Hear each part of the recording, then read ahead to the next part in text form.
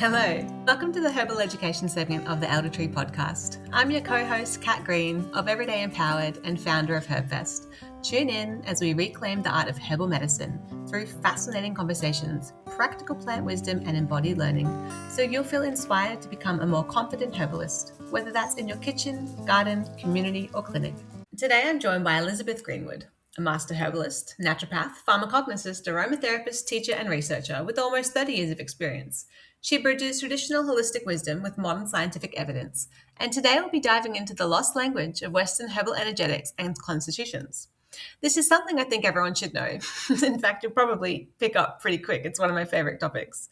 It helps home herbalists build deep self-knowledge, and it really is a foundation in which we build our health. And it also allows clinicians to tailor their approach to the person who's actually in front of them. So just a quick reminder, HerbFest is coming up on the Sunshine Coast on Sunday, June 14. It is a day to celebrate our herbal medicine community with speakers, hands-on activities. We've got incredible stall holders selling an amazing array of herbal products and seedlings. We've got food, drinks. It honestly is one of the best days out you can possibly have. So please come along to that if you are around. Some of the other speakers on the Elder Tree podcast like Taj Sakluna and Twiggy are going to be there as well. All right, let's dive into the podcast today. Hello, everyone. I'm Kat Green, and I'm very, very excited to have Elizabeth Greenwood here today. Hello, Elizabeth. Hello, Kat. Nice to be here. Thanks for having me.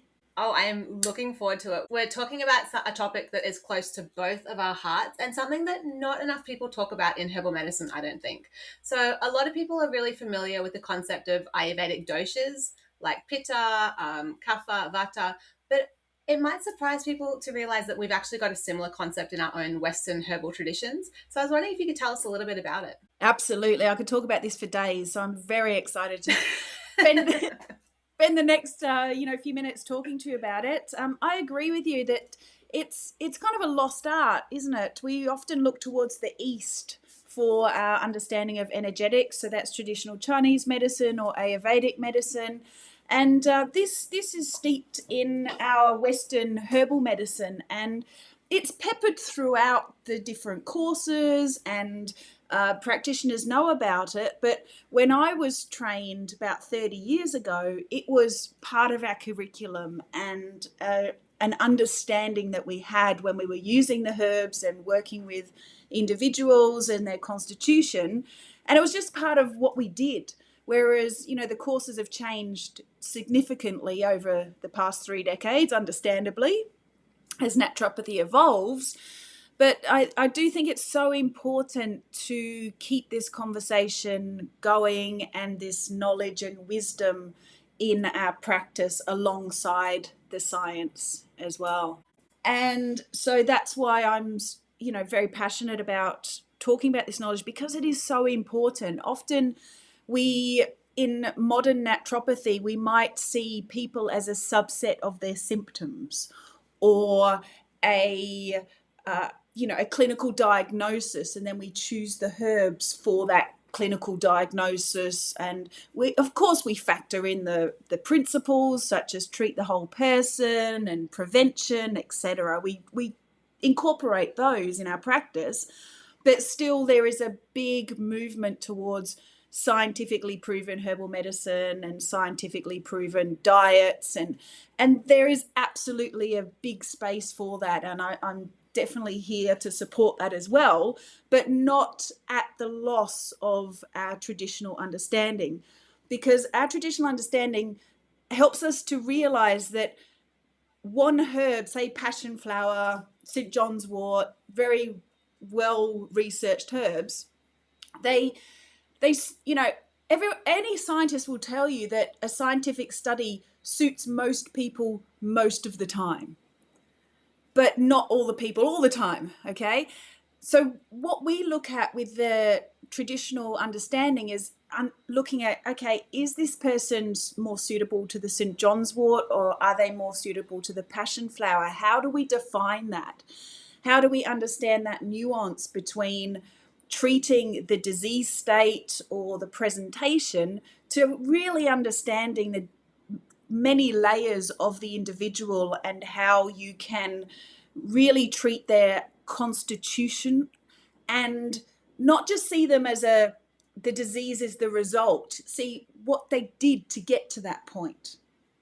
And as we'll delve into it, we can I can explain in detail about what I mean. So if you've got a predominant constitution of a choleric person, they would use different herbs and different approaches, as opposed to a predominantly phlegmatic temperament or constitution person. And so they're very different approaches. And it really helps to treat the individual and treat the whole person, but definitely treat the individual and see their presentation as quite unique, and even the treatments that they will choose or prefer, rather, they, understanding the energetics and the constitutions and the temperaments and the humors will help you to understand the nature of their disease state rather than just the textbook understanding of the disease state. Yeah, I really love that. I love that this traditional energetic lens gives us a chance to understand things holistically, as you said, but with, beyond labels, in a sense. Like, it's, labels are helpful to a point and diagnostics are helpful to a point, but it's always, how do you get behind them? How do you get to underneath them? How do you get to what that label actually looks like in the life of an individual person, and not just the diagnostic label in itself, and how that can really help us then tailor and match what we're doing with herbs to people's experiences. Because I think sometimes labels are useful, but they don't always describe people's experiences of the diseases or the conditions, do they? That's exactly right. Like, even a disease state like endometriosis, for example, will present very differently, even though the tissue and the structure and, there's all those, well-researched understanding of endometriosis, but how it presents in a person can be quite different. They're presenting symptoms, the underlying symptoms, the nature of the disease state presents quite differently in people. So again, not treating the disease, actually treating the person. And the results speak for themselves. You get much better outcomes when you incorporate energetics within the scientific understanding as well. Yeah, and I think for people, like, to bring it back to home-based and direct experience, because we've got a broad range of people listening to the podcast, when you think about coughs, like, we've all had that experience of a really wet, gurgly cough, which I won't do on a podcast. So I don't want to blow out anyone's ears as I do a wet, gurgly cough demonstration. But, we know the difference between, like, a really gurgly, mucousy cough and that kind of dry, wheezing cough. And that's it's a cough. Like, a cough is a cough and a cough, but a cough is not the same. A wet cough is not the same as a dry cough. And thin, clear, pale mucus is not the same as really thick, congested yellow mucus. And so that's just a way that this energetic understanding can help us get beyond the label of a cough, to put it into an experience that many people have had at home. We've used a few words that people might not be familiar with, like energetics and constitution. Do you maybe just define those for people in case they haven't heard them before? Absolutely. So energetics, a lot of people think of energy medicine or vibrational medicine or flower essences. So when I say I teach about herbal energetics, people say, oh, you do flower essences. No, I don't. I mean, flower essences are fabulous. I love them. They're good, but they're more of a vibrational essence, whereas energetics is you can define the nature of it. So if something is heating, cooling, drying, or hydrating, you can really sense that. So if you put a herb on your hand, if it is drying, you can sense that. And so what we're looking at with energetics is an objective understanding of the nature of the herb, and also there's different degrees to it as well. It's quite complex, really, and how it travels through the body and gets deep into the body. But what we're doing with energetics is using the nature of hot, dry, cold, and wet, and combinations and different degrees of all of those, and then applying them to the individual. Now, some of these, such as a drying, have been mapped to plant chemistry, and so herbs that are high in tannins, specifically your your hydrolyzable tannins, they are very drying in their nature, and that's, we can use them, like you're saying, for that more wet cough, and they will help to dry up that mucus congestion within the tissues. So what I've done is I've taken these historical understanding of energetics and a modern understanding of plant chemistry, and I've mapped out all of the energetics to the plant chemistry, and it matches beautifully, like super nerdy stuff, but it matches beautifully. And so I think you can explain herbal energetics through the scientific understanding of plant chemistry. Fascinating. I love that marriage of, like, a really earth-based traditional way with our modern phytochemistry. It's really cool, isn't it? Yeah, it's a very exciting time to be practicing and understanding and teaching, learning all about herbal medicine, because we have so much understanding about the herbs these days where we didn't in the past. So it's a really good time to draw it together. When we're looking at constitutions or temperaments, they are kind of like your genetic predisposition, what you've inherited, your tendencies, nature. It's also what you've learnt as well. So everybody has these 4 temperaments that we look at in Western humoral theory or Western energetics. Everyone's a combination of those 4. And so at different times you can present in as a different constitution, but the trained practitioner will be able to see through that sort of superficial presentation into the deeper layer of your actual constitution. And so we are all quite different in that way and motivated differently. We respond to different foods or different herbs, even lifestyle and dietary aspects. So I'm very much against treating everybody the same. And I see that we're at risk of that in natural therapies even. Like I said before, endometriosis, okay, here's the herbs for it, off we go. We're at risk of that. And I'm very much against treating everybody the same, because people present differently, but they've also got different underlying motivations, constitutions, and presentations as well. So that's what we're looking at with constitutions and temperaments. Yeah, here. I want to sing a bit of a hallelujah for you.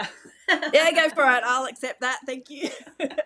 I really honestly, I appreciate your support and talking about this and being able to, discuss these concepts. It's invaluable for people. Yeah, well, I think it's so, like, for me, it's so intuitive. It's very much the way I approach herbal medicine. And I teach home herbalists, so I focus a lot on the home and on people's direct experiences and their sensory experiences of herbal medicine, because, as home herbalists, we don't have this, like, phytochemistry lab that we can turn to, but we've got our tongues. We can taste salty, we can taste bitter, we can feel like you said, we can feel the herbs, and we can understand, oh, that's cooling, that's warming, and that gives us a lot of information about how the medicines work in our body. So I think that it's just got a lot of utility as concepts, but there's a lot of practical uses as well. Like, when we put that in the context of the seasons and the world we live in, it makes sense that we're not eating watermelon in the depths of winter, that we are going to eat watermelon in summer. And so I think that we can understand health, and we can understand, I don't know, that so much better when we have these concepts as the foundation of our understanding and approach to herbal medicine. Absolutely. I really agree. And it's very empowering as well for people who love herbs, want to practice herbs, and want to explore using them themselves. If you start off with a wet cough or something, if you understand the energetics, you know what you've got on hand and what herbs will work there. You're predominantly essential oil containing herbs and so that's very empowering for people to be able to treat themselves, utilize the herbs and, like you say, diet and lifestyle activities, which all plays a part in it, in the energetic presentation. And so therefore they can not only just heal themselves, but get the most out of their hashtag best life, you know? Like, I don't think I've looked at that hashtag. best life. Yeah, you can live your best life through energetics. There you go. I always say, whatever I do, I'm always like, we have to put that on a t-shirt. We should totally put that on a t-shirt. Hashtag best life with energetics. I can just imagine people that know me are laughing because it's a very sanguine thing to do, is kind of come up with those marketing quips and, and you know, like little slogans and stuff. Sanguines do it all the time, but yeah. Excuse me. Oh, well, yeah. I do it a lot too. Yeah. Everything's a t-shirt in my world. So I think that's what helps me with teaching herbal medicine and teaching it at university, is because I can see people's constitutional I can understand people's different constitutions. So they're different learning styles, for example. They're different, you know, some people are more visual learners, some people are more kinesthetic learners, some people learn by arguing, some people are just passive and they'll sit back and just observe everybody else, and that's the way they learn. And you can, through knowing what constitution or temperament you are, it helps you to know yourself better. So physician, know thyself or heal thyself. And also it helps you to be able to relate to your clients so much better and be able to prescribe really appropriate treatment plans that will suit that particular temperament. Yeah, I love that. I love that so much on both levels. But people are probably, the question people are asking themselves at home is, tell me, what are the temperaments? What are the constitutions in our Western herbal tradition? Oh, fabulous. Let's get into it. So the first one off the rank, which I've mentioned already, is the sanguine. And sanguines are related to the humour of the blood. So each of the temperaments relate to a fluid within the body. And all these fluids interact. You know, they're a fluid. You know, the nature of fluid is to interact with other fluids. Okay, so sanguine is the humour of the blood. And the sanguine temperament, there's so much I can talk about. I'm just trying to pick like the main aspects of it, because I could talk about sanguines for days as well. So is anything in particular about the temperaments that you would like me to mention? Any questions you have so far? Well, I think the main question people would have at home is just that like dinner party conversation. You know, say we're out and okay, let's just do this as like a thought experiment. We're at a party and we're looking around the room and we're watching everyone and we're just totally being herb nerd people things. What are we looking for? How can we work out what constitutions people might be in the room? Okay, fabulous. And that is one of the best ways to actually practice energetics, is exactly what you've just said then, Kat, is to observe people. Because as you know, people change and they ebb and flow with their presentations. So just observing people helps you to pick, you know, these poster child kind of temperaments, if you like, and then you can better understand the more subtle ones. So observing people is a great place to start with them. If you see a sanguine at a dinner party, they're probably the host, right? They've probably organized it. They love parties, right? They're very social. This is when they're balanced, okay? You get balanced and imbalanced and different presentations. So a sanguine, when they're imbalanced, they love having people around. They might only have a few close friends, but those close friends are people that they can tell all their stories to. Sanguines love telling stories. They will embellish a good story. They will not stop the story until they've finished. And they're quite good entertainers. So they make good teachers, writers, storytellers, and they bring people together. And they've got this kind of joyful optimism about them. So even if something is quite dark or it's gone awry, they will bring light to it, sometimes inappropriately, but most of the time it's sort of just their natural their natural state is to bring joy and life. And okay, what can we do about this? Let's find a solution for it. Come on, let's work this out together. That's when they're quite balanced. the choleric at the dinner party will be kind of taking over the conversation, to be honest. They are very motivated. They're very motivated, very go-getting kind of, your classic type A personality, which can fit into any of the temperaments, but your choleric would be the primary of that. They like to make a difference. That's what they're motivated by. As a sanguine's motivated by feel good and joy and making a positive difference, the choleric is motivated by seeing a problem and a solution and wanting to fix it. They're very goal driven and look towards the future and think, right, what can we do here? Not so interested in the little details. They just they talk quickly, act quickly, run around a lot, can't sit still for very long. So that would be, and sometimes they like a good discussion, right? So they might just be a little controversial just to see what happens sometimes, right? Because they like that discussion aspect. They're going to stir the pot, are they? Sometimes, yeah. Sometimes they might just, drop a little comment in and see where it goes. Yeah. Oh, they'd be fun at the dinner party. I can just see them. They are. Everybody is. All of them are. And this is where it's beautiful that they all get on quite well. And once you understand that the choleric is very different to the phlegmatic, then you can appreciate both of them. So the phlegmatic is the kind of opposite person. They'll be the person at the dinner party just sitting back and watching what everybody else is doing and talking about. They're totally engaged, like they're taking it all in and listening, but they're not really ready to interject. Whereas the sanguine and choleric, they're extroverts, right? So they're more, and you've got layers to this as well, right? It's like discussing Aquarius and not the rest of the birth chart kind of thing, right? So you've got, so with the phlegmatic, they're more introverted, more quite happy to see what's going on, and they do not like conflict at all. So if there was any kind of heated discussion going on at said dinner party, the phlegmatic would leave the room or be very, very uncomfortable, and you can see them squirming away because they love harmony and everybody kind of getting along, and that's their primary.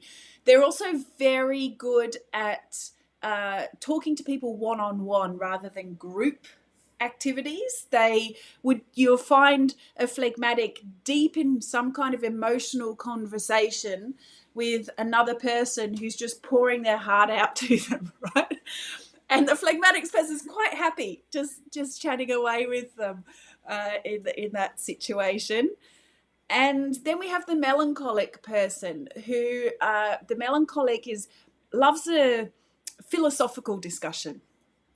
So they might bring up, a few of the like topical things like conspiracy theories or the news, or, not in a way to create discussion, but just in a way to, I think this, what do you think? Workshopping ideas, really. Not so much an active outcome to those ideas, but just wanting to discuss philosophical ideas. They're very pragmatic, so it's everything that they discuss is kind of factual or embedded in some kind of understanding, and that's the kind of discussion that they would like as well.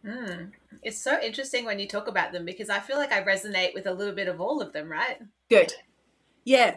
And I think everybody listening will do that as well. Which one am I is the first thing people say. Which one am I? You're a combination of all of them. You are. We all are. We all are a combination of all of them. However, you'll be predominant in one or two of them.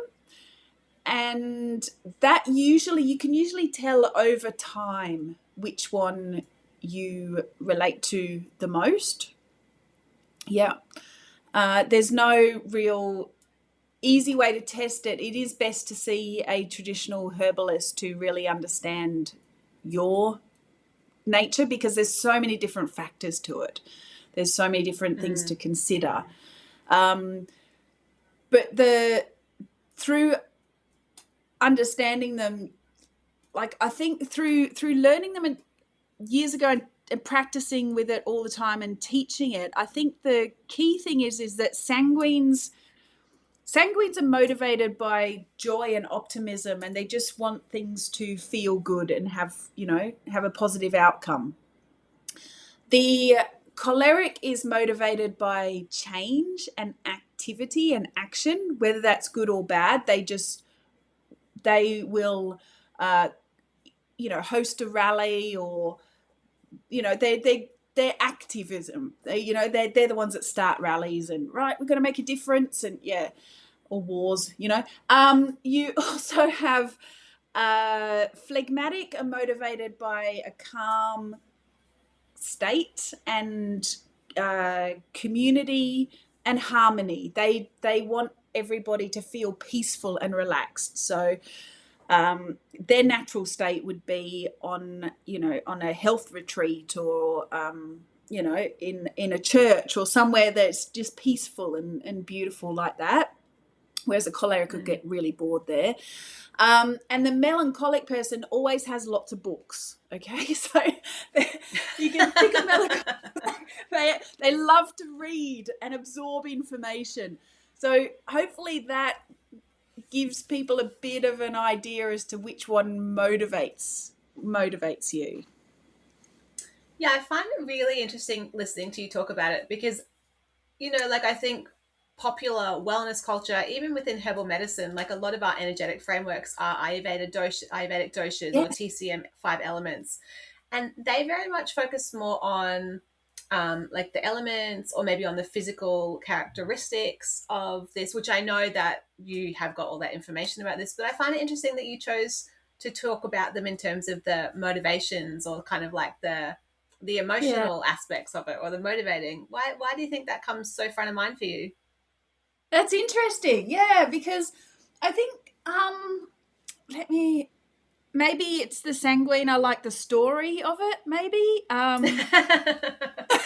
don't know. I also absolutely they have different physical characteristics and things, but I think for people to try and relate to which one they have, or which one is predominant for them, I think people are really interested in that characterization of the humours and temperaments, and how they interact and how they present as well. And also, because probably I teach a lot of practitioners, it helps practitioners to understand themselves and their own motivations and realize that, hey, I'm a phlegmatic practitioner and I like to have peace and harmony in my environment, and I don't like sudden movements, and I just want to take everything really slowly.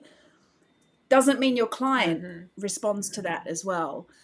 So I think understanding the constitutions in that personality way really helps us understand ourselves, but also really see our clients a lot clearly as well. So that's probably why I like to talk about it like that. Yeah. I find it's really, really interesting. It's so hard because I think I said to you once, like, I've got like Ayurveda's got 3 doshas, which is a mix of the elements, and TCM's obviously got 5, and this has got 4. Like, how do you think all of these cultures? Obviously, it arose from the culture and it arose from the landscapes where they live and their history and their relationship with nature. But how do you think these major traditions have got different understandings? Like, do you have any insights around that? Yes, I do. Mainly, sort of learned philosophical insights that I've looked at in my rather melancholic, predominant times. Like we all have them. It's more like in humoral theory, they say that the sanguine is the presentation of all the other 3 doshas. It's more the embodiment of the other 3. And that's why it's more the sought after or the more unusual presentation is the sanguine.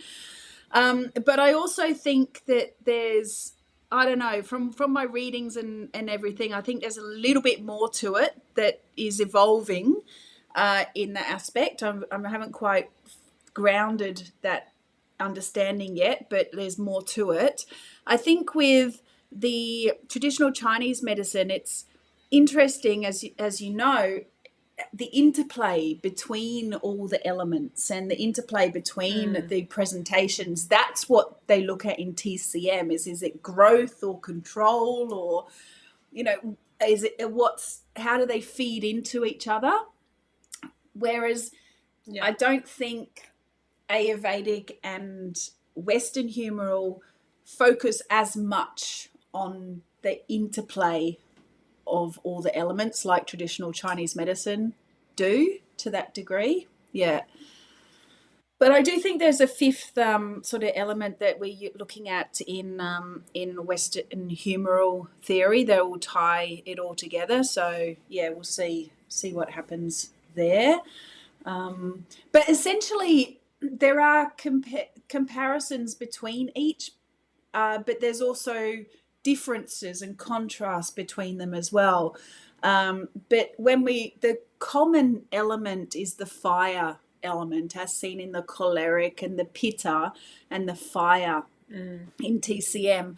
That's a classic one, which is easy to see that is very similar across the different, energetic understandings.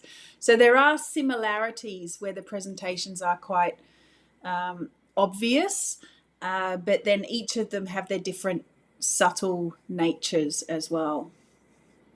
Yeah, it's so interesting. And what do you think? So you were talking about like those are the constitutions when they're in balance, which is really great. But what happens to these constitutions when they get out of balance? It's a bit so sanguines, when they get out of balance, they become less social and more introverted. They become heavy in their body and their mind, and they just have this sense of heaviness about them. And so therefore sometimes they can slow down and present quite differently to their natural sort of joyful, bubbly self, because it's the air element, so it's all about bubbles and being bubbly, if you like, the air element. And just to your point before, I get this a lot with students. They just say no one talks about herbs the way you do, right? They just say you talk about herbs in a different way. And I think I might do that with the energetics temperaments as well, is talk about them differently to others as well. It just dawned on me then. Sanguines get quite heavy and slow down and introverted. They don't really like socializing too much. They get annoyed with people, just that general heaviness. And because it's the blood element, they get they sort of get heavy in the blood, which means that they need to detox and detoxify the blood and lighten up a bit, really. Bring that air element back to the blood. Cholerics, when they get out of balance, they get a bit boisterous and argumentative. They love exercising, and they can exercise to extremes. But a choleric out of balance will be quite argumentative, dynamic, forceful, which used for good can be a good thing, right? You need that motivation. So we can all learn that from cholerics, that motivation, that they can become a bit too haphazard if they're out of balance. And reminded me a little bit of a world leader we know at the moment. Yeah, exactly. Yeah. Classic, absolute classic choleric. Yeah, choleric out of balance. And that's what happens. Just and the poor phlegmatics and melancholics are the ones left to mop up, do all the admin side of it, you see. So you can see it playing out on the world stage. You see it in different TV shows. It's there. The phlegmatic, when they're out of balance, they become very sedentary, if you like. So each of these are their natural state. Like a sanguine would be quite happy just, working by themselves, coming up with their own stories, writing stories. choleric can be quite happy running marathons for days, and the phlegmatic person out of balance would be quite happy just ordering pizza, fish and chips and watching sport on telly all day. That's, you can see how they can get into those states quite easily if they're a bit out of balance. So it takes a lot to kind of motivate them to get back into balance. And I think phlegmatics get like that because they're naturally quite empathic and sensitive, and the world gets a bit much for them. So if you don't hear from them for days, just check on them until they get off the couch.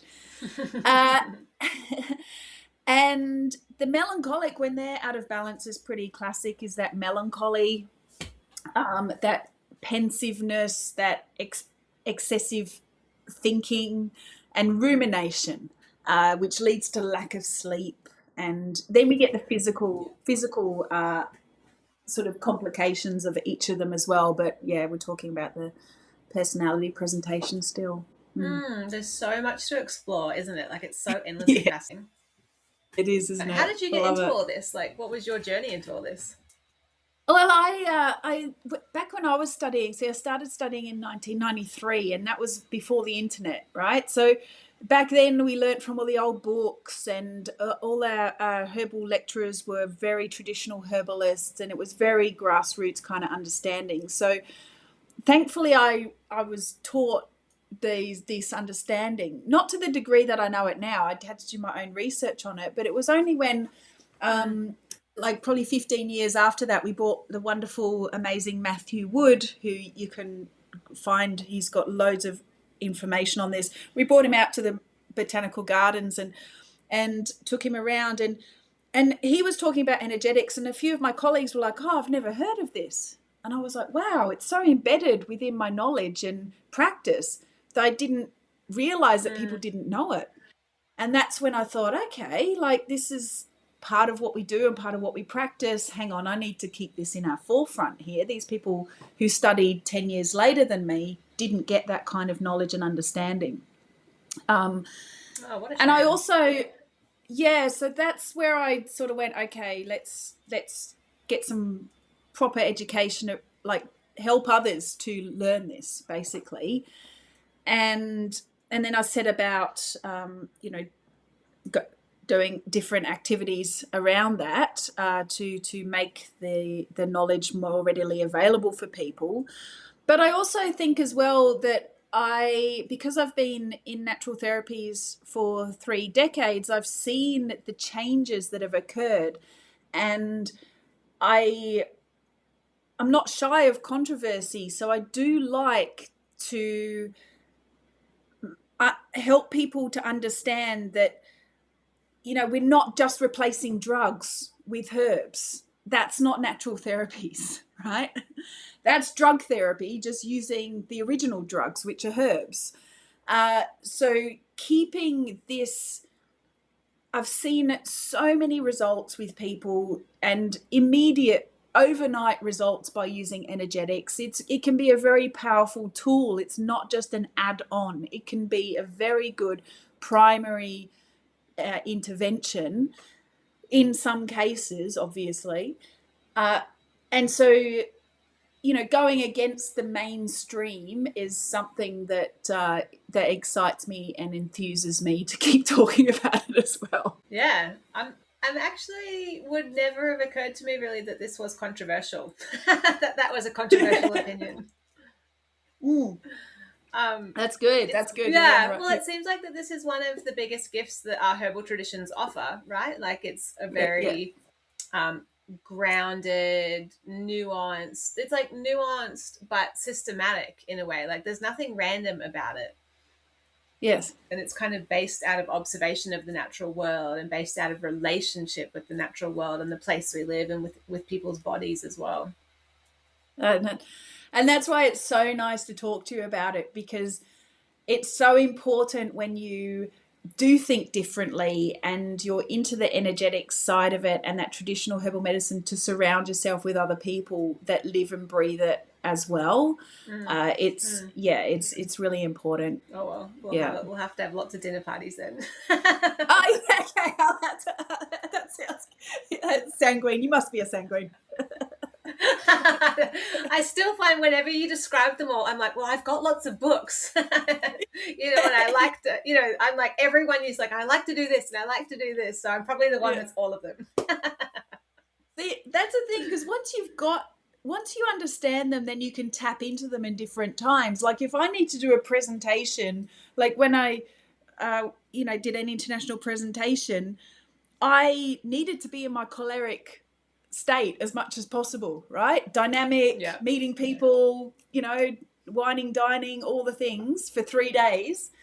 And so I knew what to do to enhance that choleric nature. There's no way I could be in my phlegmatic nature, because I'd be sitting up the back just listening to everything and not engaging. So when you understand that, you can work with it. And other temperaments absolutely like books as well, but to sit down and read them, it's that real, when it's raining and a cup of tea, and it's that melancholic sort of presentation. And I like how you talk about them, because it's almost like they're archetypes. They're the elemental energies that we can draw on or lean into and have that relationship with individually, as well as us being a certain constitution or temperament ourselves.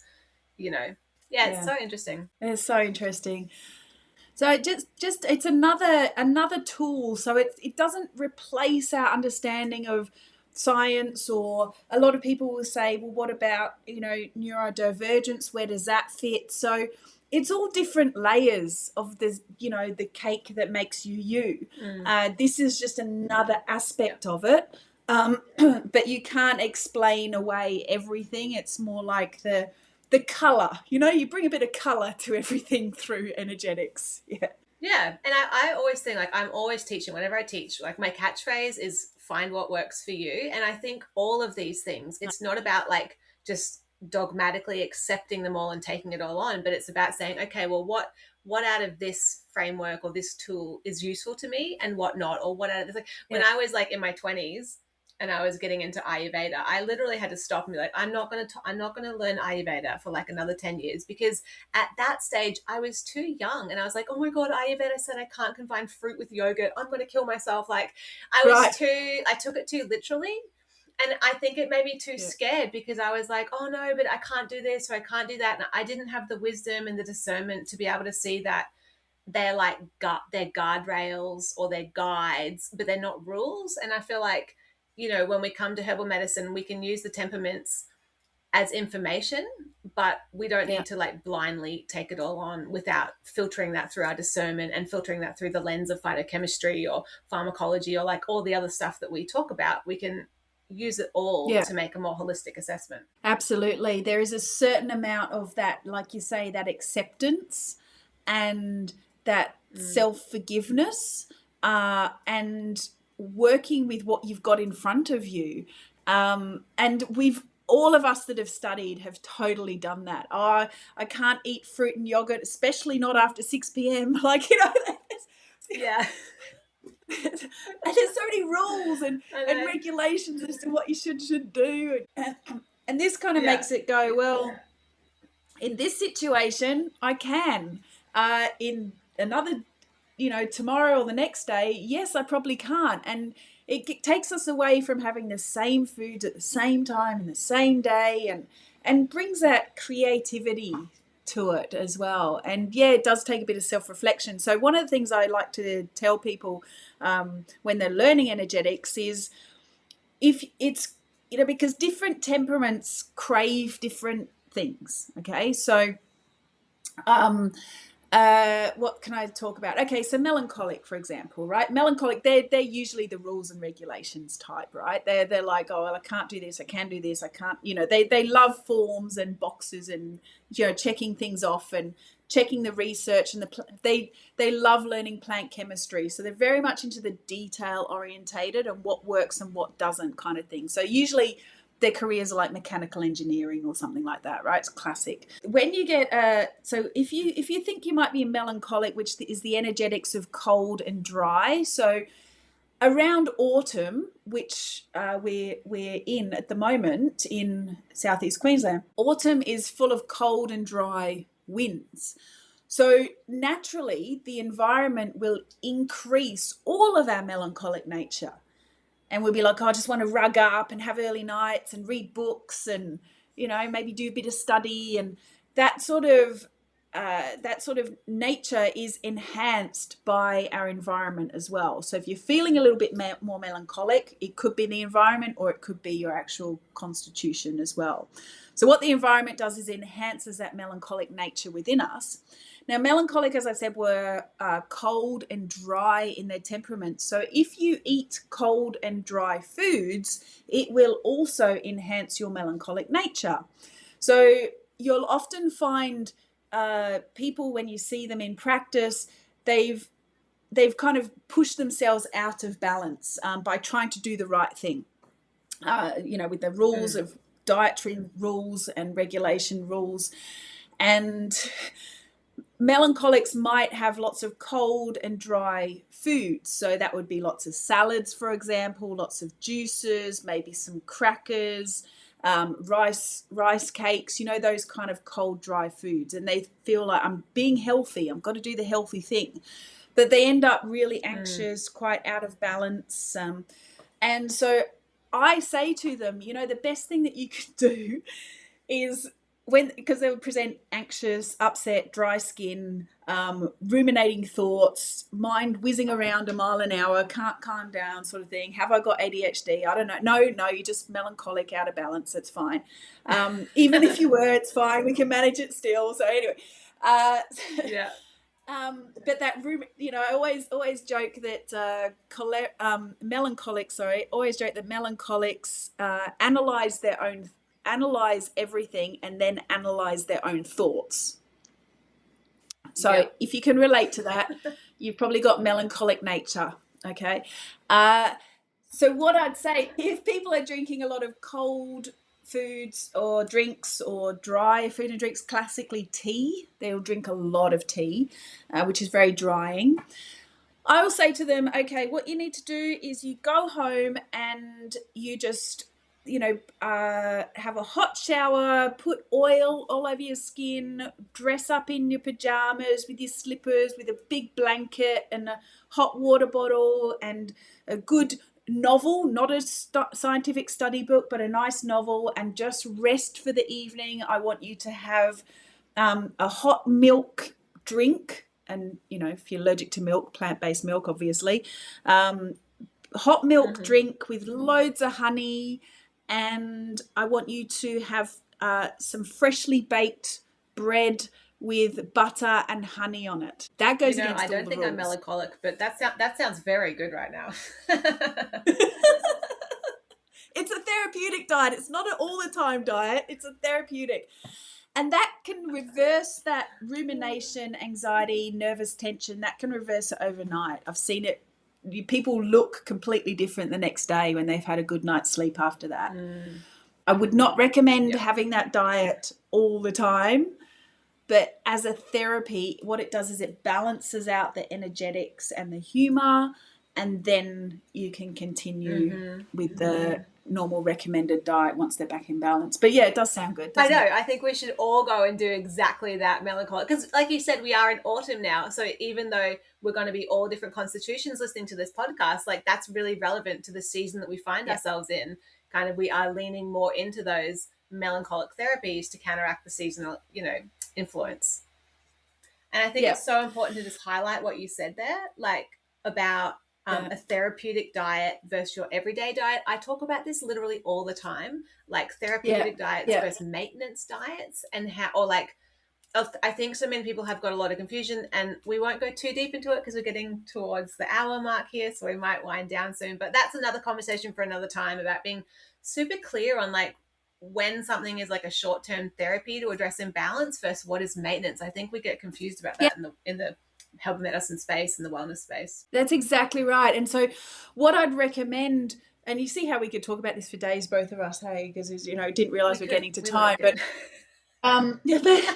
but hopefully everyone's listening as engaged as what we're talking about as well. But so what I'd recommend with people is to check in. Like if you're craving a certain food, like a milky drink or a cold iced drink, or you're like, I'm really craving this, check in with yourself and see, okay, how am I feeling? What's my sensation? What's my energy levels like? Am I feeling motivated or tired, or am I ruminating, or am I really stressed?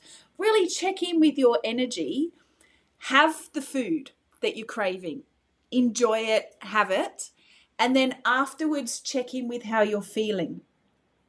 If it's the right energetic food or drink for you, you will feel better afterwards. You'll feel calmer, you'll feel more centered, you'll feel more energized, you'll feel like, okay, I'm back. Now let's get on with the show, kind of thing.